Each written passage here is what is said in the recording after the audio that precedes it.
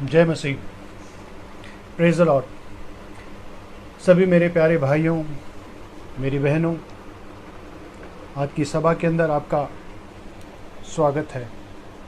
मेरे पास आपको सुनाने के लिए एक खुशखबरी है, अच्छी न्यूज़ है कि प्रभु आपसे बहुत प्यार करता है। जिस ईश्वर ने आपको बनाया, उस ईश्वर ने इस सृष्टि का निर्माण किया है।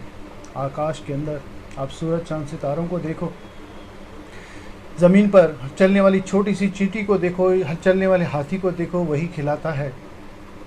समुद्र के अंदर हज़ारों, लाखों, करोड़ों मछलियां हैं अलग अलग तरह की, उनको भी पालने वाला वही ईश्वर है। और वही ईश्वर आपसे बहुत प्यार करता है।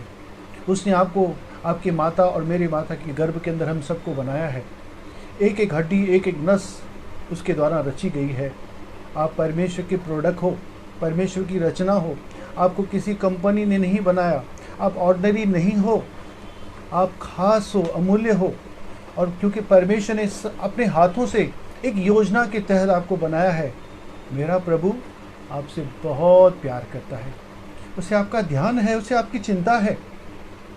और प्रभु ने जो आपके जीवन में काम शुरू किया है ना, अच्छा काम, बुरा नहीं, जो परमेश्वर ने आपके जीवन के अंदर अच्छा काम आरंभ किया है, फिलिपियों 1:6 में लिखा है, मेरा परमेश्वर उसे पूरा भी करेगा। चलिए मैं आपको ले चलता हूँ प्रभु के वचन में। आज से लगभग 2000 साल पहले की बात है, जब प्रभु यीशु मसीह साक्षात शरीर में इस पृथ्वी पर थे। एक बार वो यरूशलेम के अंदर जाते हैं। यरूशलेम के अंदर एक बड़ा सा आराधना घर है, प्रार्थना घर है, या कहें मंदिर है। और उस मंदिर के अंदर पुराने नियम की बाइबल पढ़ी जाती है, आराधना की जाती है। वहाँ पर प्रभु यीशु मसीह प्रवेश करते हैं। ये बात चारों गॉस्पेल के अंदर लिखी है, लेकिन हम पढ़ेंगे यूहन्ना रचित सुसमाचार, उसके दूसरे अध्याय 13 वचन से आगे मैं आपके लिए पढ़ूंगा। वहाँ पर जो लिखा है, यूहन्ना रचित सुसमाचार 2 अध्याय उसके 13 वचन से देखिए, मैं पढ़ता हूँ आपके लिए। यहूदियों के फसह का पर्व निकट था। यीशु यरूशलेम को गए। यीशु ने मंदिर में बैल, भेड़ और कबूतर के बेचने वालों और सराफों पर बैठे हुए लोगों को पाया। यीशु ने रस्सियों का कोड़ा बनाया और सब भेड़ों और बैलों को मंदिर से निकाल दिया। उन्होंने सराफों के पैसे बिखेर दिए और उनकी पीड़ों को उलट दिया। यीशु ने कबूतर बेचने वालों से कहा, इन्हें यहाँ से ले जाओ, मेरे पिता के भवन को व्यापार का घर मत बनाओ। अलग अलग गॉस्पेल के अंदर थोड़ा सा अलग भी लिखा है। एक जगह पर लिखा है कि तुमने इस घर को डाकुओं की खो बना दिया है। प्रार्थना घर था, वहाँ पर बाइबल पढ़ी जाती थी और यीशु मसीह वहाँ पर सब लोगों को, जो वहाँ पर व्यापार कर रहे थे, पैसों का व्यापार, कबूतर बेचने का व्यापार और अलग अलग जो आराधना की चीज़ें हुआ करती थी, बेचने का, खरीदने का व्यापार, और इस तरह से वहाँ पर जो आते थे, श्रद्धालु आते थे, उनको लूटते थे।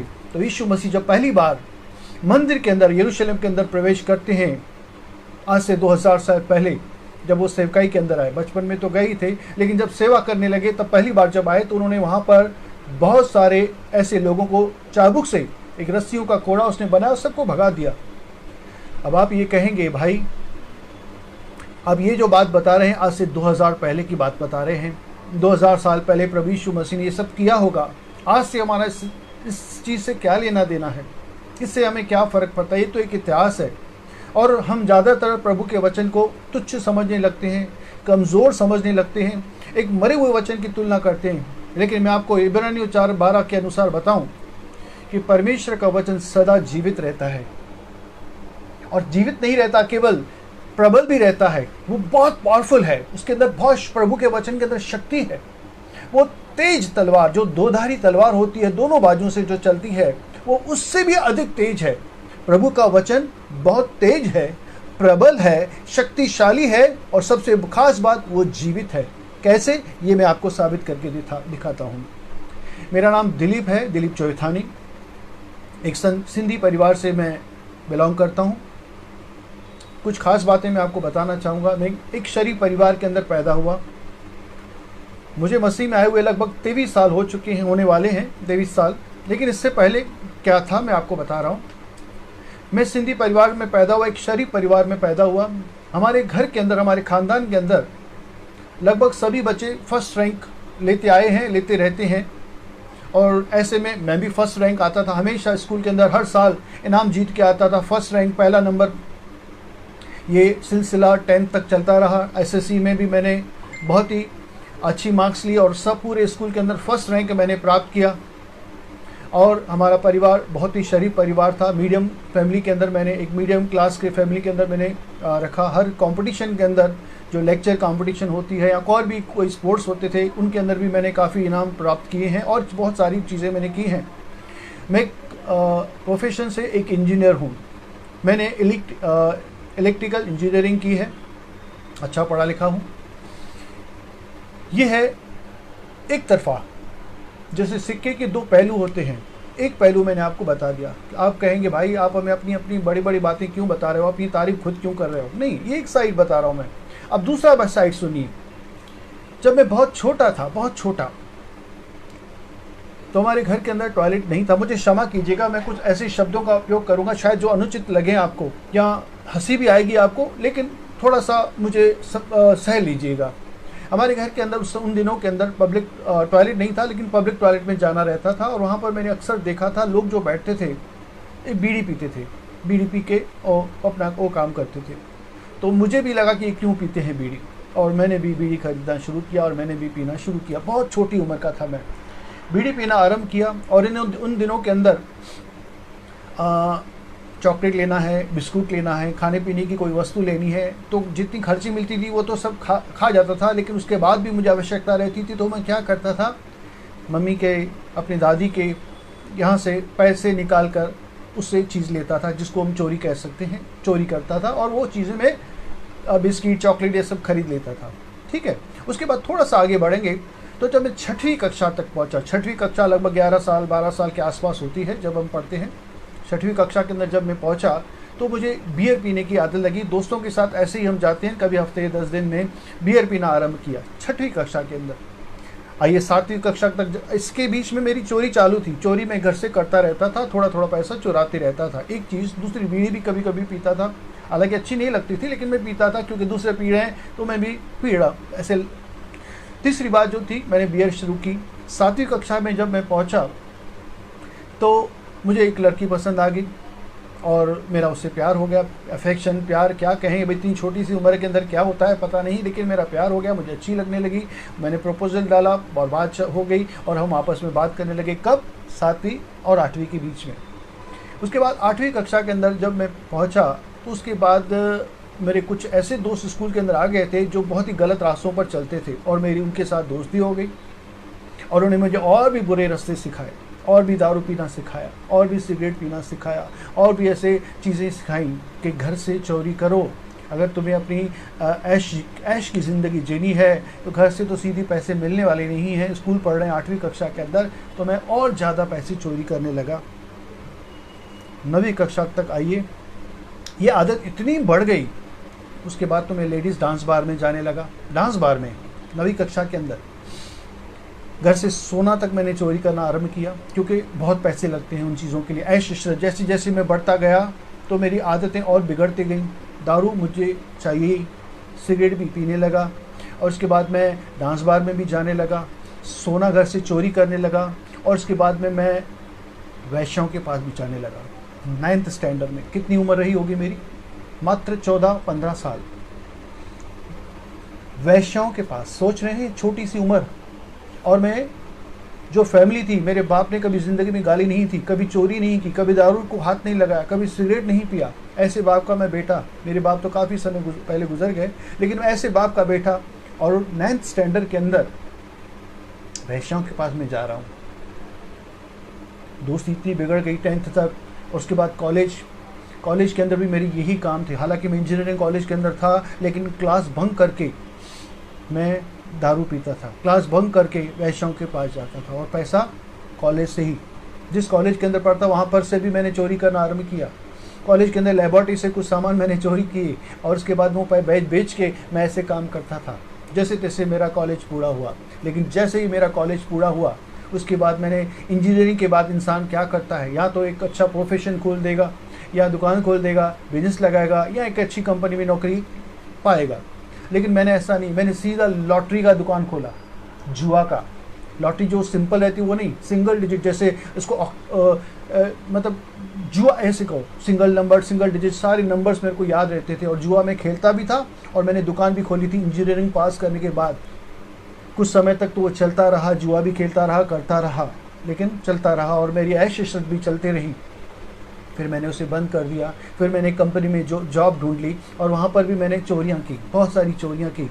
वहाँ पर भी मेरी गर्लफ्रेंड, और यहाँ पर मैं एक और बात बताऊँ, जो 7वीं कक्षा के अंदर मेरी गर्लफ्रेंड थी वो हर साल बदलने लगी। ऐसा नहीं कि मेरी 8वीं तक 10वीं तक वही थी, उसके बाद हर साल मेरा जो प्यार है या क्या कहें वासना है या कुछ भी है बदलने लगी। कभी कोई पसंद, कभी कोई गर्लफ्रेंड, कभी कोई गर्लफ्रेंड, और इस तरह से मेरी गर्लफ्रेंड बदलने लगी, हर साल बदलने लगी। क्योंकि मैं स्कूल के अंदर हमेशा टॉप रहता था, हमेशा मॉनिटर रहता था, हमेशा अच्छी कंपटीशन जीतता था। इसके लिए और उस समय में मतलब क्या था, जो लड़कियां थी मेरे ऊपर फिदा थी, मुझे क्षमा कीजिए, मैं उनके साथ जो है एक रिश्ता रखता था। और धीरे धीरे जब मैं कॉलेज पहुंचा तो कॉलेज के अंदर भी मेरी यही चीज़ें थी। मैं चोरी करता, दारू पीता, वैश्यों के पास जाता, डांस बार में जाता, और जो कॉलेज ख़त्म करने के बाद मैंने जुआ का काम शुरू किया, क्योंकि मुझे पैसे चाहिए, मुझे पैसे चाहिए जो कि नौकरी से मिलने वाले नहीं थे।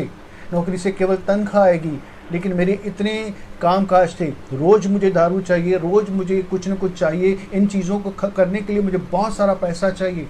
और हमारे कुछ जो दोस्त थे, हम दोस्तों ने जो हमारे ऐसी प्लानिंग थी कि कुछ तो हम गलत करें, और ज़्यादा कुछ गंदे काम करें, और भी ज़्यादा हम चोरी करें, और भी ज़्यादा हम ऐसे गलत काम करें।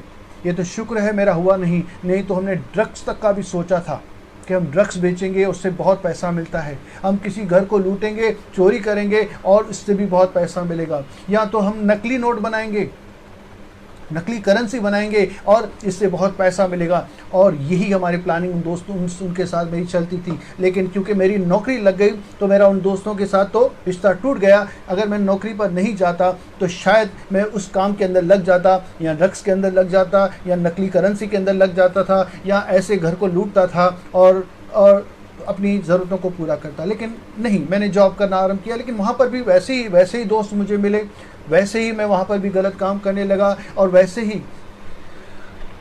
मेरे जीवन के अंदर आपको मैं बताऊं, ऐसी कोई बुराई, ऐसा कोई पाप बताओ जो मैंने न किया हो, ऐसी कोई गलत बात हो जो आपको आज आप चारों तरफ देखते हो जो संसार में है, मैंने न की हो। मैं चैलेंज करता हूँ, मैंने हर एक गलत काम किया है, हर प्रकार का गंदा काम किया है। एक बार नहीं, दो बार नहीं, कई बार।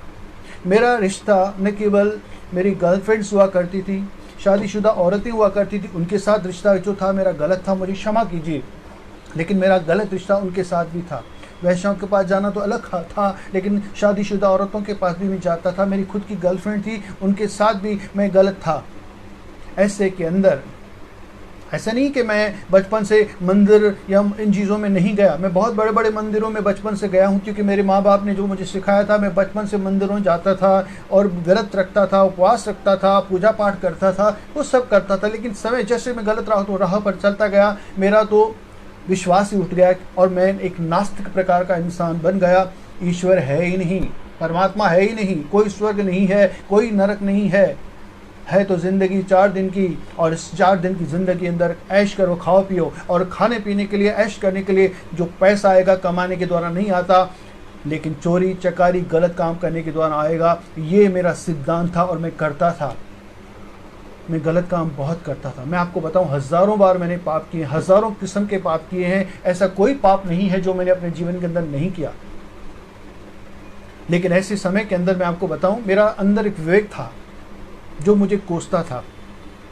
बाहर में सबको शरीफ दिखता, मेरे एरा के अंदर आप अगर मेरे बारे में पूछें, सब बोलेंगे ऐसा कोई शरीफ व्यक्ति हमने देखा ही नहीं। मेरा नाम था, हर एक जन अच्छे से मुझे जानता था, लेकिन उनको अंदर नहीं मालूम थे कि जो, जैसे मैंने कॉइन का एक सिक्के का एक साइड दिखाया, उनको वही दिखता था कि मैं अच्छा लड़का हूँ, पढ़ा लिखा इंसान हूँ, मैं ये काम करता हूँ, मैं वो काम करता हूँ। लेकिन अंदर में क्या था ये तो परमेश्वर ही जानता था, ये मैं जानता था, जो कि मैं आज आपके सामने प्रकट करता हूँ कि मैं ऐसा था। बाहर से भले ही कुछ था, लेकिन अंदर पूरी तरह से मैं काला था। मेरा हृदय, मेरा जीवन पूरी तरह से अंधकार में था। लेकिन मेरा विवेक जो खुदा ने दिया है, हम सब के पास विवेक होता है, मेरा विवेक मुझे कोसता था कि भाई दिलीप तू ये क्या कर रहा है, तू गलत कर रहा है, तेरे माँ बाप को ऐसे पता चलेगा कितना उनको दुख होगा। मेरे अंदर एक अशांति थी, पैसा मेरे पास बहुत था, हीरोगिरी में बहुत करता था, गलत काम में सब करता था, घमंड के अंदर था, बहुत घमंड, जवानी का घमंड मेरे अंदर था। लेकिन विवेक मुझे कोसता था और अंदर ही अंदर मैं ऐसे खोजता था कि कोई तो हो जो मुझे बदल दे, मेरे जीवन में से सारी गंदगी दूर कर दे। और मैं ऐसे समय के अंदर एक बड़े से बड़े मंदिर के अंदर गया जहाँ पर लाखों लोग आज भी जाते हैं, एक बड़े पहाड़ पर है, वहाँ पर मैं गया और मैंने वहाँ पर दुआ की कि मुझे शरीफ बनना है, लेकिन कुछ नहीं हुआ। प्रार्थना की वहाँ पर, हालांकि मैं नास्तिक था, नहीं मानता था, लेकिन सब लोग जा रहे थे, मेरे दोस्त भी मुझे लेकर गए, लेकिन वहाँ पर मैंने बहुत दिल से प्रार्थना की कि मुझे बदलना है, नहीं हुआ कुछ भी और मैं और बिगड़ते गया। फिर दूसरी बार भी गया, लेकिन कोई फ़ायदा मेरे जीवन में नहीं आया। तो मैंने सोचा मैं तो जानता ही हूँ कि ईश्वर है ही नहीं, इसलिए मेरे अंदर कोई परिवर्तन नहीं और मेरे वो गलत काम चालू रहे। लेकिन जिस सच्चे ईश्वर की मैं खोज कर रहा था, उस तक मेरी पुकार पहुँची। और एक दिन ऐसा हुआ, जब मैं घर पे था, मेरा एक दोस्त मेरे पास आया और उसने मुझे प्रभु यीशु मसीह के बारे में बताया। उसने कहा कि प्रभु यीशु मसीह तुझसे प्रेम करते हैं और उन्हें प्रभु यीशु मसीह का सुसमाचार मुझे बताया। उसने अपनी कलीसिया के अंदर क्या क्या चिन्ह और चमत्कार होते हैं वो बताए। मैं चुप था और उसने मुझे ये चैलेंज भी किया कि अभी मैं तो जा रहा हूँ तुझे बताकर, लेकिन इसके बाद में खुद तू मुझे ढूंढेगा और मुझे कहेगा कि मुझे अपने सत्संग में ले चल। वो चला गया और फिर बाद में मैं हंसने लगा। बोले यार ये मेरे को क्या बता गया, यीशु मसीह तो अंग्रेजों का भगवान है, हमारे पास क्या कम है, मैं इसे क्यों मानूं भाई, क्या ऐसे मैंने हंसी में उड़ा दी बात। लेकिन जो बातें उसने कही वो बहुत प्रभु का, मैंने कहा ना, वचन जो है, जब हम बीज को बोते हैं ज़मीन के अंदर तो बीज पड़ा नहीं रहता, ज़मीन के अंदर बीज डालो पड़ा नहीं रहेगा, थोड़े समय के बाद उसके अंदर परिवर्तन आता है और वो फूट निकलता है और उसके बाद उसमें से पौधा निकलता है। वैसे ही परमेश्वर का वचन, मैंने कहा, एक बीज के समान है। वो बीज मेरे अंदर बो कर गया और मेरे अंदर थोड़ा सा परिवर्तन आने लगा, मेरे अंदर उथल पुथल होने लगी कि यार ये जो बोल के गया बातें तो अच्छी हैं, सच्ची हैं, क्योंकि वचन है। एक दिन मैंने उससे कहा चल मुझे लेकर चल, तेरा प्रभु कौन है, यीशु मसीह कौन है, मैं भी तो देखूँ। और ऐसे सत्संग के अंदर मैं चला गया और वहाँ पर जो पहला वचन मैंने सुना मत्ती 11:28 के अंदर के, हे सब परिश्रम करने वालों, यीशु मसीह ने कहा मेरे पास आओ, मैं तुम्हारे बोझ उतारूंगा और तुम्हें विश्राम दूंगा। ये वचन आप जानते हैं, प्रभु यीशु मसीह ने कहा है कि तुम अपने बोझ मुझे दो, मैं तुम्हें विश्राम दूंगा, तुम्हारा बोझ मैं ले लूँगा। और वहाँ पर लोग गवाही दे रहे थे कि मैंने प्रार्थना करवाई, मेरा सर दर्द ठीक हो गया, मैंने प्रार्थना कराई, मेरा घुटनों का दर्द चला हो गया, मैंने प्रार्थना कराई, मेरी नौकरी लग गई। ऐसे समय के अंदर मैंने कहा यार ये तो सब जैसे मदारी लोग कैसे रहते हैं, अपने लोग फैला के रखते हैं और फिर हमें फंसाते हैं। मैंने ये लोग तो इन्हीं के होंगे, इनको भी पैसा मिला होगा, जैसे कि फैला हुआ है ना बात कि यहाँ पर जाने से पैसा मिलता है, जो कि गलत बात है। तो मैंने भी उस समय समझा कि यहाँ पर इनको पैसा मिला होगा तभी, नहीं तो क्या प्रार्थना करने से किसी का सर दर्द जाएगा क्या, प्रार्थना करने से घुटनों का दर्द चला जाएगा, प्रार्थना करने से नौकरी लग जाएगी। मैंने कहा चलो यार, वहाँ पर एक बहन आई, उसने पूछा भाई आपके लिए कुछ प्रार्थना करनी है।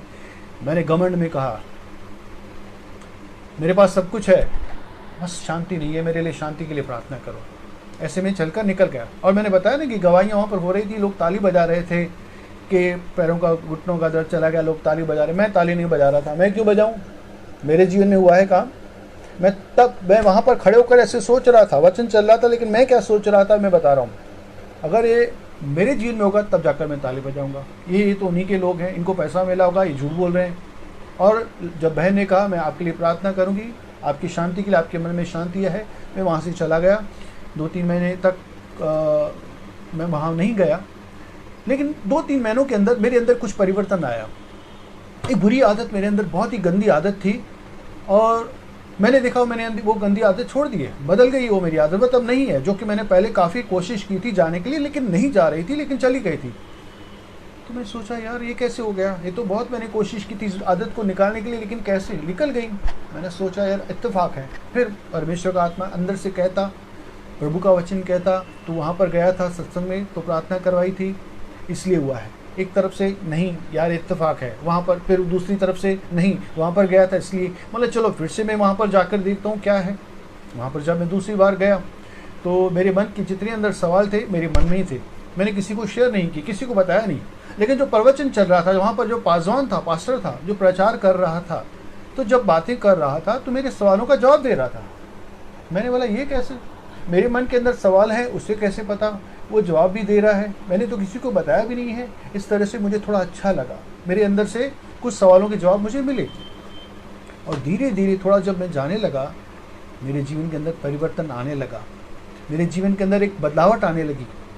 और उसके बाद मैंने अपने घुटने उस ईश्वर के आगे, मैंने कहा ना, मैं नास्तिक था, पहले मैं आस्तिक था, लेकिन कहाँ पर, अंधविश्वासी था। मैं अंधविश्वासी था, जो मुझे कहा गया मैंने वो किया, लेकिन वो अंधविश्वास चला गया, मैं नास्तिकपन में आ गया, अविश्वास में। तीनों चीज़ें मेरे पास थी। एक अंधविश्वास था जो चला गया, उसके बाद अविश्वास आ गया कि ईश्वर नहीं है, लेकिन ये मूर्खता थी जो प्रभु यीशु मसीह ने मेरी दूर की। मूर्ख ने अपने मन में कहा कि कोई ईश्वर नहीं, लेकिन उस मूर्खता को भी प्रभु ने सहा और मुझे ये साबित करके दिखाया कि मैं हूँ। और प्रभु यीशु मसीह के सामने मैंने घुटने टेके और मैंने बस ये प्रार्थना की पहली बार कि प्रभु मैं पापी हूँ, मैं गुनहगार हूँ, मुझे माफ़ कर, मुझे क्षमा कर दे। और उसके बाद में जो मेरे जीवन के अंदर परिवर्तन आया, मैं आपको क्या बताऊँ, आज तक परिवर्तन चल रहा है, आज तक मेरे अंदर बदलावट चालू है। प्रभु यीशु मसीह ने जो काम मेरे जीवन में शुरू किया, उसे आज तक वो पूरा कर रहा है। सबसे पहले जैसे मैंने आपको बताया कि प्रभु का वचन जो जीवित है, प्रबल है, बहुत ही शक्तिशाली है, वो जिंदा है। ऐसे नहीं कि 2000 साल पहले मैंने आपको जो वचन बताया कि यीशु मसीह यरूशलेम के अंदर जाते हैं, मंदिर में जाते हैं, वहाँ पर चाबुक उठाते हैं और सब उन गड़बड़ियों को दूर करते हैं और उनको कहते हैं ये प्रार्थना का घर है, ये परमेश्वर का मंदिर है, इसे तुमने डाकुओं की खो बना दी। अब आप बताइए 1 कुरिन्थियों 3:16 के अंदर क्या लिखा है, आपने कभी पढ़ा है? वहाँ पर लिखा है, क्या तुम नहीं जानते ये शरीर जो तुम्हारा है, ये पवित्र आत्मा का मंदिर है। ये मंदिर कौन है? ये शरीर। और जब मैंने प्रभु यीशु मसीह को इस मंदिर के अंदर बुलाया, एक बार फिर से प्रभु यीशु मसीह ने चाबुक उठाया और जो उसको पसंद नहीं था, उसने उस चाबुक के द्वारा निकालना आरंभ किया। कैसे? सबसे पहले मेरे अंदर से गाली निकल गई, मेरे मुंह अंदर से चोरी करने की आदत चली गई। मैं लाइट की, मीटर की, इसकी उसकी चोरी कर सकता हूँ, कुछ भी कर सकता हूँ, लेकिन मेरी चोरी की आदत टोटल बंद हो गई। वैश्यों के पास जाना बंद हो गया। जो मेरी गर्लफ्रेंड्स थी वो मैंने छोड़ दी। मैंने सब धीरे धीरे परिवर्तन आने लगा, मतलब मेरे अंदर परमेश्वर का वचन आने लगा, सामर्थ आने लगा। और प्रभु यीशु मसीह जैसे 2000 साल पहले उसने मंदिर के अंदर जाकर उस गंदगी को दूर किया, साफ किया, मंदिर को साफ किया, वैसे ही प्रभु यीशु मसीह इन दिनों के अंदर मेरे जीवन में आया, इस मंदिर के अंदर आया। उसे जो भी इस मंदिर के अंदर गड़बड़ लगी, उसने चाबुक के द्वारा, अपने वचन की हथौड़ों के द्वारा अंदर से वो सारी गड़बड़, वो सारी गंदगी दूर की। मेरे अंदर से गाली की आदत, चोरी की आदत और ऐसी कई जो आदतें थी, दारू की आदत, सब धीरे धीरे निकालता गया। और प्रभु यीशु मसीह, जैसे आज अगर आपको मैं कहूँ घर लेना है, हम पुराना कोई घर लेते हैं तो सबसे पहले काम क्या करते हैं, हम उस घर के अंदर जो गंदगी है निकालते हैं, कचरा निकालते हैं, जो जाले वगैरह लगे रहते हैं उनको साफ करते हैं। और उसके बाद यीशु मसीह ने भी यही किया। मेरे अंदर जो गंदगी थी, मेरे अंदर जो पाप थे, मेरे अंदर जो आदतें थी, चाबुक के द्वारा उसने निकाला। और उसके बाद हम क्या करते हैं, हम घर को कलर करवाते हैं, अच्छा फर्नीचर लेते हैं, अच्छी सी चीज़ें लेकर घर को सजाते हैं, डेकोरेट करते हैं। वैसे प्रभु यीशु मसीह ने भी इस घर को, इस मंदिर के अंदर से डेकोरेट करना शुरू किया। जो बातें पहले नहीं थी, जो पहले गंदगी थी, उसे दूर किया। जो नई बातें थी मेरे अंदर परमेश्वर के वचन के द्वारा, अपने आत्मा के द्वारा मेरे अंदर वो डाली। मैं आपको कहता हूँ प्रभु जीवित है। मैं आज ये गवाही देता हूँ इस बात की कि यीशु ही मसीहा है। यीशु मसीह परमेश्वर का पुत्र है और वो जिंदा है। और ये वचन प्रभु यीशु मसीह है। यीशु मसीह कौन है? यीशु मसीह परमेश्वर के मुख से निकला हुआ शब्द है, उसका वचन है, जो 2000 साल पहले शरीर में होकर आया था। और वही वचन आज हमारे जीवन में आता है, हमारे जीवन में काम करता है, हमारे अंदर से गंदगी दूर करता है। अब सोचिए, मुझ जैसा इंसान जो पहले अंधविश्वासी था, उसके बाद अविश्वासी बना, अब मैं विश्वासी हूँ। तीनों पोजीशन, अब मैं विश्वासी हूँ, लेकिन ये विश्वास मेरे तरफ से नहीं है, प्रभु के वचन के द्वारा मुझे मिला है। जब मैंने वचन सुना, मेरे अंदर विश्वास आता गया। विश्वास मेरे पास नहीं था। मेरा परमेश्वर वो परमेश्वर है जो लोगों को साबित करके दिखाता है कि मैं जीवित परमेश्वर हूँ और तुमसे प्यार करता हूँ। मैं तो सब लोगों से यही कहता हूँ जो कलीसिया के अंदर पहली बार आते हैं, उनसे यही करता हूँ, आप विश्वास मत करो, आप केवल आओ। अगर वो जिंदा परमेश्वर है उसे खुद साबित करने दो। वो साबित करके दिखाएगा कि वो आपका परमेश्वर है, वो आपसे कितना प्यार करता है। यही बात उसने मेरे जीवन में की थी, क्योंकि मैंने जब पहली बार गया था तो मैंने ताली नहीं बजाई थी। मैं विश्वास नहीं कर रहा था। मैंने कहा जब मेरे जीवन में काम होगा तब जाकर मैं ताली बजाऊंगा। लेकिन यीशु मसीह, मेरा राजाओं का राजा, प्रभु का प्रभु, जो मुझसे बहुत प्यार करता है, उसने ये बात भी मेरी कबूल की। मेरे जीवन के अंदर वो आया और मेरे जीवन को उसने परिवर्तन किया। उसके बाद मैंने अपने घुटने उसके सामने झुके और उसे अपना प्रभु स्वीकार किया। सोचिए, इतना गंदा व्यक्ति, इतना गहरा पापी इंसान आपके सामने आज बैठा है। हर गलत काम मैंने अपने जीवन में किया, हर गंदा काम मैंने किया है, हर दिन किया है। ऐसा नहीं कि एक दिन करता था, लेकिन डेली करता था। हर दिन मेरे अंदर जीवन में गंदे काम होते थे, क्योंकि मेरे पास किसी का डर नहीं था, किसी का परमेश्वर का मतलब ईश्वर का भय नहीं था, किसी इंसान का डर नहीं था। और जो भी मेरे पैसे आते थे चोरी चकारी से आते थे। आज अगर मैं आपके सामने जिंदा हूं तो प्रभु यीशु मसीह की कृपा है, वरना मैं मर चुका होता, या तो सुसाइड कर चुका होता, या तो किसी जेल के अंदर सड़ रहा होता, या किसी भयंकर बीमारी के अंदर मर चुका होता, या अस्पताल के अंदर होता। लेकिन आज मैं अगर जिंदा हूं तो प्रभु यीशु मसीह की कृपा है। आज अगर मैं सेहतमंद हूं तो प्रभु यीशु की कृपा है। आज अगर मैं गलत आदतों से बाहर निकला हूं तो मेरी ताकत नहीं है, लेकिन प्रभु की ताकत है, प्रभु के वचन की ताकत है। उस प्रभु के वचन ने मेरे जीवन में काम किया, क्योंकि प्रभु का वचन जिंदा वचन है, परमेश्वर का वचन है, ताकतवर है, सर्वशक्तिमान परमेश्वर का वचन है, और वो काम करता है। और उस वचन ने मेरे जीवन के अंदर काम किया, मेरे जीवन को परिवर्तन किया। और मैं आज 23 सालों से प्रभु यीशु मसीह के पीछे चल रहा हूँ। ऐसे नहीं कि मैं पूरी तरह से धुल चुका हूँ। आज भी मेरा प्रभु मेरे अंदर से गंदगी दूर कर रहा है। जैसे हम कपड़े से जब साबुन लगाते हैं मैल दूर करते हैं, वैसे प्रभु यीशु मसीह अपने लहू के द्वारा मेरे अंदर से आज भी मैल दूर कर रहा है और मुझे बदल रहा है। बस मैं इतना ये कहना चाहता हूँ आपसे, मुझ जैसे पापी से अगर मेरा प्रभु प्यार करता है तो आपसे क्यों प्यार नहीं करेगा? मुझ जैसे इंसान की, जो आज होता कल मर जाता, कौन पूछता? मेरी चिंता करता है, क्या वो आपकी चिंता नहीं करेगा? मुझ जैसा एक कठिन केस, आईसीयू केस, हम कहते हैं ना, सर दर्द बुखार कोई भी डॉक्टर ठीक करता है, छोटी मोटी आदतें होती है कोई भी डॉक्टर ठीक कर सकता है ना। लेकिन जो केस आईसीयू होता है, सबसे सीरियस केस सोचाता है, ऐसा केस मैं था। ऐसी मेरी आदतें थी, मेरा स्वभाव तो जो कभी बदल नहीं सकता था। ऐसे आईसीयू केस को स्पेशलिस्ट डॉक्टर प्रभु यीशु मसीह जो है, उस डॉक्टर ने जब छुआ तो मेरे अंदर से वो सारी पाप करने की बीमारी निकाल दी है। दुनिया के अंदर बहुत सारे कैंसर के डॉक्टर होंगे, बहुत सारे हड्डियों के डॉक्टर होंगे, चमड़ी के डॉक्टर होंगे, बहुत सारे हृदय के डॉक्टर होंगे, फेल हो सकते हैं। लेकिन यीशु मसीह A to Z काम करने वाला प्रभु है। वो न केवल शारीरिक बीमारी दूर कर सकता है, लेकिन आत्मिक बीमारी, जो पाप की बीमारी है, सो सबसे भयंकर बीमारी है, हर एक इंसान के अंदर है। हर इंसान के अंदर ये पाप करने की बीमारी है। उस बीमारी का कोई इलाज नहीं। इस बीमारी को कोई साइंटिस्ट, कोई डॉक्टर नहीं समझ पाया, कोई सर्जन नहीं समझ पाया। ये बीमारी कोई निकाल नहीं सकता।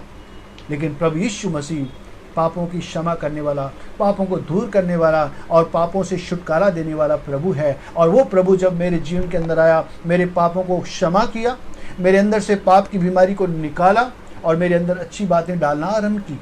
वो प्रभु जो मुझसे प्यार करता है, मुझ जैसे पापी इंसान से प्यार करता है, मुझ जैसे गए हुए केस से प्यार करता है, क्या वो आपसे प्यार नहीं करता? मेरा प्रभु आपसे भी बहुत प्यार करता है। इसलिए मैंने कहा, चिंता मत करो, जो अच्छा काम उसने आपके जीवन में शुरू किया है, अंत में उसे पूरा भी करेगा, क्योंकि वो आपकी चिंता करता है। अब मैं आपको कहना चाहूँगा, जो खास करके नए लोग सुन रहे हैं, आप कहेंगे, आए भाई, प्रभु यीशु मसीह है कौन? हमने तो इससे पहले कई नाम सुने हैं, कई लोगों को देख, कई चीज़ों को किया है, ये यीशु मसीह कौन है? अब मैं आपसे ये कहता हूँ, क्या आप विश्वास करते हैं ईश्वर है? आप कहेंगे हाँ। अब पूछता हूँ मैं, ईश्वर कौन है? पुरुष है या स्त्री है? न वो पुरुष है, न वो स्त्री है, परमेश्वर आत्मा है। और ये बाइबल के अंदर लिखा है, प्रभु यीशु मसीह ने इसे प्रकट किया है। परमेश्वर है, एक ही है, सारी सृष्टि को बनाने वाला, सारी जातियों को बनाने वाला, धरती को, आकाश को, समुद्र को बनाने वाला एक ही परमात्मा, एक ही ईश्वर, एक ही गॉड है। ठीक है, लेकिन वो आत्मा है। आज तक कभी किसी ने उसको नहीं देखा, इसलिए हम कोई तस्वीर की पूजा भी नहीं कर सकते, क्योंकि किसी ने देखा नहीं तो तस्वीर कैसे बना सकता है। ईश्वर है, लेकिन वो पवित्र है और प्रेमी भी है, सर्वशक्तिमान है, सर्वज्ञानी भी है, सर्वव्यापी भी है, लेकिन अनुग्रहकारी भी है, दयालु भी है, कृपालु भी है। उस ईश्वर ने आपको मुझे अपने हाथों से बनाया। उसने सारी सृष्टि कैसे बनाई? सारी सृष्टि अपने शब्द से बनाई। उसने कहा धरती आकाश तो बन गए, उसने कहा पेड़ पौधे तो बन गए, उसने सूरज चांद के लिए आज्ञा दी तो चांद सूरज सितारे भी बन गए। उसने केवल शब्द कहा, उसने केवल वचन कहा। उसकी वाणी में इतनी ताकत है, उसके वचन में ताकत है कि उसके मुख्य वचन के द्वारा सब कुछ बनता गया। सारी सृष्टि जो आज आपको दिखती है या नहीं दिखती थी, सब परमेश्वर के वचन के द्वारा बनाई गई है। कैसे बनाई गई है? परमेश्वर की वाणी के द्वारा, परमेश्वर के शब्द के द्वारा बनाई गई है। ये बाइबल में लिखा है। अब शब्द, यही शब्द प्रभु यीशु मसीह है, जो आज से 2000 साल पहले इस पृथ्वी पर मनुष्य के रूप में आया, शरीर में होकर आया। यीशु मसीह कौन है? यीशु मसीह परमेश्वर के मुख से निकलने वाला शब्द है, जो 2000 साल पहले इस पृथ्वी पर मनुष्य के रूप में आया, शरीर में होकर आया। क्यों आया? वो यीशु मसीह पापियों के लिए आया, पापियों को मारने। अगर एक डॉक्टर हो, उसके सामने बीमार जाए और बीमार को ऐसी दवा दे कि वो बीमार खत्म हो जाए, डॉक्टर कहे देखो बीमारी खत्म हो गई, क्या ऐसे डॉक्टर के पास कोई जाएगा कि बीमार को ही खत्म कर दे? बोलेगा देखो बीमार भी खत्म, बीमारी भी खत्म। यीशु मसीह ऐसा डॉक्टर नहीं है कि पापियों को मार दे और पाप खत्म। नहीं, डॉक्टर ऐसा होता है जो बीमारी को निकालकर एक बीमार इंसान को अच्छा इंसान कर दे, स्वस्थ इंसान कर दे। और ये पाप की बीमारी सबके अंदर है।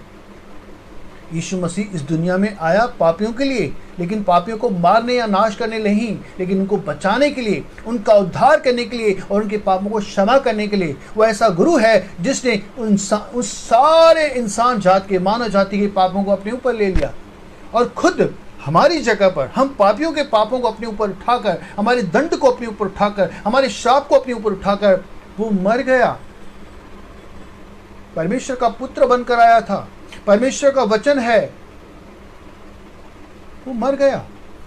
लेकिन उसने पहले ही कह दिया था कि मैं तीसरे दिन मुर्दों में से जी उठूंगा। आज तक जितने लोग मरे हैं, चाहे वो कितने भी अमीर रहे हो, नेता हो, कोई भी हो, सबकी कब्रें हैं, सबकी समाधियां हैं।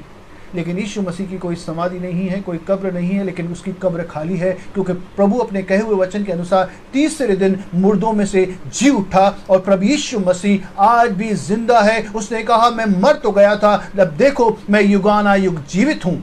यीशु मसीहा है, यीशु प्रभु है, यीशु मसीह परमेश्वर का पुत्र है और प्रभु यीशु मसीह जिंदा है। और मैं आपको कहना चाहता हूँ, परमेश्वर और मनुष्य के बीच में एक ही रास्ता है, वो प्रभु यीशु मसीह। यहाँ से दूसरे शहर में जाने के लिए आप ट्रेन से जाओ, हवाई जहाज से जाओ, रोड से जाओ, चलेगा, लेकिन स्वर्ग तक, परमेश्वर तक जाने के लिए एक ही रास्ता है। बाइबल में लिखा है मार्ग, सत्य और जीवन मैं हूँ। प्रभु यीशु मसीह कहता है मैं हूँ, केवल मैं हूँ। एक ही रास्ता है परमेश्वर तक पहुँचने का है, वह है प्रभु यीशु मसीह। और यीशु मसीह के लिए लिखा है तीमुथियुस के अंदर कि परमेश्वर और मनुष्य के बीच में एक ही मध्यस्थ है, वह है प्रभु यीशु मसीह। बगैर प्रभु यीशु के कोई पापों की क्षमा नहीं है, बिना प्रभु यीशु मसीह के उद्धार नहीं है। एक ही नाम है जो परमेश्वर ने इंसान को दिया है। इंसान को बहुत नाम देते हैं, लेकिन उनमें उद्धार करने की शक्ति नहीं है। लेकिन एक ही नाम है जो खुदा ने हमें दिया है, वो है नाम प्रभु यीशु मसीह का नाम। इस नाम के द्वारा आपका मेरा उद्धार हो सकता है, आपके मेरे पाप क्षमा हो सकते हैं और नरक की आग से हम बच सकते हैं और स्वर्ग के अंदर जा सकते हैं। मैं आपसे यही कहना चाहता हूँ, परमेश्वर एक है जो स्वर्ग के अंदर है, और एक स्वर्ग है तो एक नरक भी है। एक इंसान अगर पाप करते हुए मर जाए तो कहाँ जाएगा? सीधी सी बात है, नरक में जाएगा। स्वर्ग जाने के लिए उसे क्या करना होगा?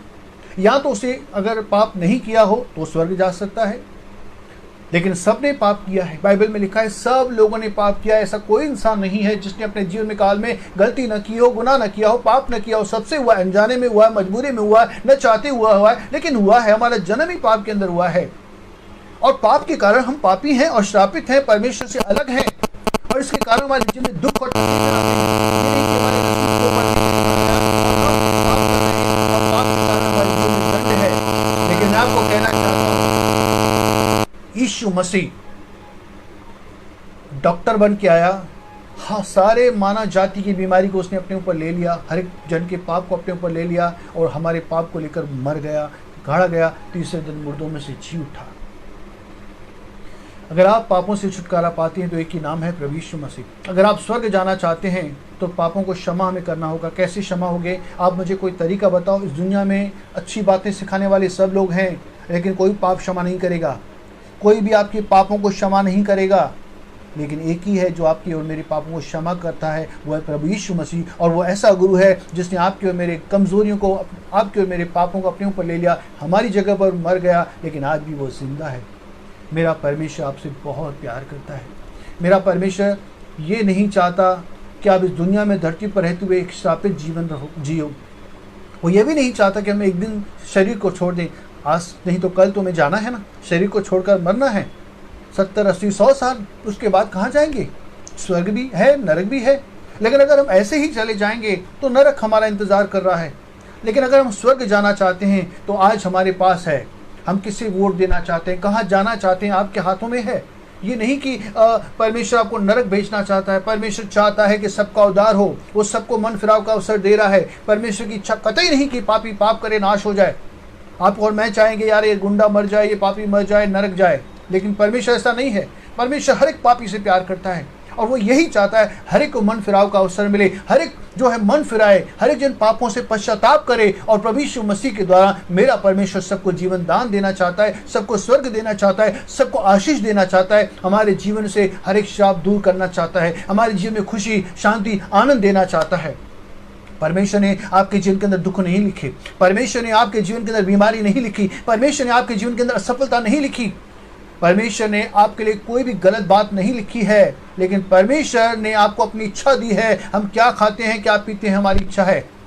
लेकिन परमेश्वर यही चाहता है कि हम जीवन के मार्ग पर चलें और उसके पास आएँ। लेकिन अक्सर हम इंसानों ने गलत रास्ता चुना, गलत काम किए, पाप किए। हर एक इंसान पापी है, हर एक इंसान से गलतियाँ होती हैं। लेकिन मेरा प्रभु तो भी आपसे, मुझसे, मुझ जैसे पापी से जब प्यार करता है तो आपसे भी प्यार करता है। अब क्या आपको और मुझे करना चाहिए? प्रभु यीशु मसीह पर आप विश्वास करो। आप विश्वास करते हैं ईश्वर है, तो उसी ईश्वर ने आपको और मेरा उद्धार करने के लिए एक जन को इस दुनिया में भेजा, अपने शब्द को, अपनी वाणी को भेजा, जो शरीर में होकर आया, वो प्रभु यीशु मसीह है। और प्रभु यीशु मसीह ने क्या किया आपके लिए, मेरे लिए, आपके लिए अपनी जान दी है। अब आपको दंड भुगतने की जरूरत नहीं है, आपको श्राप भुगतने की जरूरत नहीं है।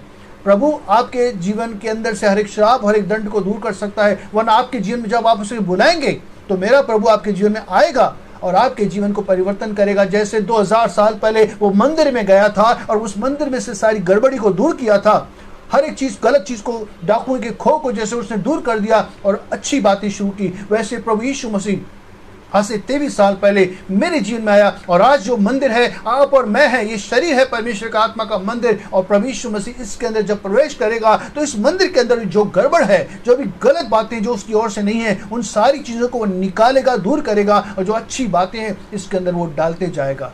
मेरा प्रभु आपके जीवन को परिवर्तन करना चाहता है। लेकिन जब तक आप उसे अपने खुद के शब्दों से, खुद के कन्फ्यूजन के द्वारा उसे नहीं बुलाएंगे, वो आपके जीवन में नहीं आएगा। आप अलग अलग लोगों से भले ही प्रार्थना करवाइए, प्रभु प्रार्थना सुनेगा, आपके जीवन में काम करेगा, लेकिन तब तक आपके जीवन में नहीं आएगा जब तक आप स्वयं उसे अपने जीवन के अंदर नहीं बुलाते। कहिए, प्रभु यीशु मेरे जीवन में आ। प्रभु यीशु मसीह आज आपके दिल के दरवाजे को खटखटा रहा है। वो पूछना चाहता है, क्या मैं तुम्हारे जीवन में आऊँ? क्या मैं तुम्हारे हृदय में आऊँ? क्या मैं इस मंदिर को, आज खाली है, मैं इस मंदिर के अंदर आऊँ? उस प्रभु यीशु मसीह को, उस परमेश्वर को अपने अंदर बुलाइए। वो जबरदस्ती नहीं आता, क्योंकि वो चोर डाकू नहीं है, लेकिन यीशु मसीह परमेश्वर है। उसे रेस्पेक्ट दीजिए, उसे बुलाइए, प्रभु से कहिए, प्रभु मेरे जीवन में आ। और जब वो आपके जीवन में आएगा, आपके सारे पापों को क्षमा कर देगा, आपके ऊपर जो दंड है दूर करेगा, आपके ऊपर जो श्राप है दूर करेगा, आपके जीवन को परिवर्तन करेगा। जो आप और मैं बहुत सारे कसम खाकर, बहुत सारी ट्राई करके बैठे हैं, लेकिन आदतें दूर नहीं होती। लेकिन यीशु मसीह के पास आने से हमारे अंदर से स्वभाव बदलता है, हमारे अंदर से आदतें बदलती है, हमारे अंदर से हमारा जीवन परिवर्तन होता है, एक शांति का अनुभव होता है, एक आनंद हमारे जीवन में आता है। और सबसे मुख्य बात, एक न एक दिन जब इस धरती को हम छोड़कर जाएंगे तो उस दिन हम नरक में नहीं, स्वर्ग में जाएंगे, क्योंकि परमेश्वर ने, प्रभु यीशु मसीह ने मेरे सारे पाप क्षमा कर दिए हैं। और अब मेरे ऊपर कोई दंड नहीं, मैं खुदा के पास जाऊंगा, क्योंकि मेरा प्रभु मेरा वहां पर इंतजार कर रहा है और वो एक दिन मुझे और आपको लेने के लिए आने वाला है। बस इतना ही मैं कहना चाहता हूँ मेरे भाइयों, मेरी बहनों। मेरे बच्चों, आपका और मेरा जीवन भले ही कैसे कैसे भी चला है, परमेश्वर सब कुछ जानता है, फिर भी वो आपसे और मुझसे प्यार करता है। हमें एक ही काम करना है, उस पर विश्वास करना है, उससे प्रार्थना करनी है, उसे क्षमा मांगनी है, उसे ताकत मांगनी है, उसे बल मांगना है, ताकि हमारे अंदर से ये सारी चीज़ें दूर हों और हमारा जीवन परिवर्तन हो।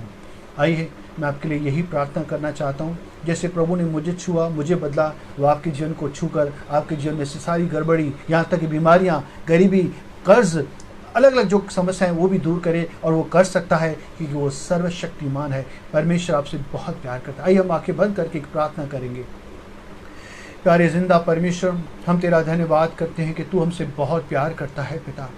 प्रभु, हम धन्यवाद करते हैं, हमारा जीवन चाहे कैसा भी था, लेकिन तेरा प्यार हमारे लिए कभी कम नहीं हुआ पिता। सारी सृष्टि को तूने अलग किया, हमारी एक आत्मा की कीमत जो है उससे कहीं अधिक लगाई। इसलिए प्रभु यीशु मसीह को भेजकर तूने अपना प्यार हमें दिखाया है। प्रभु यीशु मसीह ने हमारे सारे पाप, दंड, श्राप, मृत्यु और हर एक गंदा काम जो हमने किया उसका जो दंड था अपने ऊपर ले लिया और हमारे जगह पर वो मर गया। लेकिन हम विश्वास के साथ कहते हैं कि प्रभु यीशु मसीह ने मौत को ही हरा दिया, शैतान को हरा दिया, पाप को हरा दिया और तीसरे दिन मुर्दों में से जी उठा। प्रभु यीशु मसीह आज भी जिंदा है, प्रभु यीशु मसीह जीवित है, हम ये कहते हैं। और मैं प्रार्थना करता हूँ मेरे परमेश्वर, जैसे आपने मेरे जीवन को परिवर्तन किया, मेरे अंधविश्वास को, अविश्वास को तूने दूर करके मेरे अंदर विश्वास उत्पन्न किया और मेरे जीवन के अंदर अधिक आशीषें दी। मैं दुआ करता हूँ मेरे सुनने वाले भाइयों को, बहनों को, मेरी माताओं को, मेरे प्रभु बच्चों को जो सुन रहे हैं पिता, तू उनको दिखा कि तू उनसे भी बहुत प्यार करता है पिता। मैं जानता हूँ तू उनकी चिंता करता है, मैं जानता हूं तुझे उनका ध्यान है,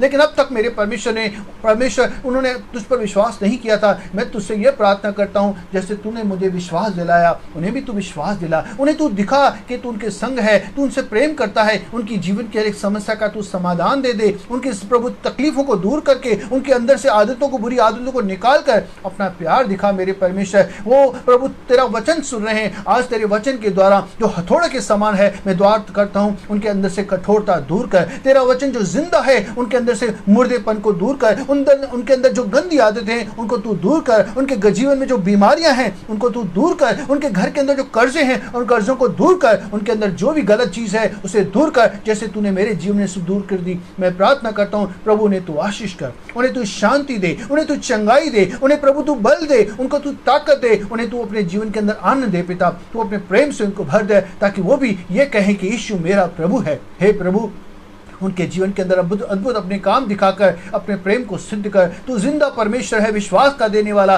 और सिद्ध करने वाला परमेश्वर है। मैं दुआ करता हूँ इन सब सुनने वालों को तू आशीष कर पिता। तेरा अनुग्रह सब लोगों के ऊपर हो, तेरी इच्छा सबके जीवन में पूरी हो। तेरी जो इच्छा है हम सबके लिए भली है, हम सबके जीवन में पूरी हो। प्यारे प्रभु यीशु मसीह के पवित्र नाम से आमीन। प्रभु आपसे बहुत प्यार करता है। परमेश्वर पर भरोसा कीजिए, वो आपको कभी भी कहीं पर भी लज्जित होने नहीं देगा। जो कोई यीशु का नाम लेता है उसका उद्धार निश्चित है। प्रभु आपको बहुत बहुत आशीष करे। जय मसीह, प्रेज द लॉर्ड। प्रभु के अनुग्रह में बढ़ते जाइए। प्रभु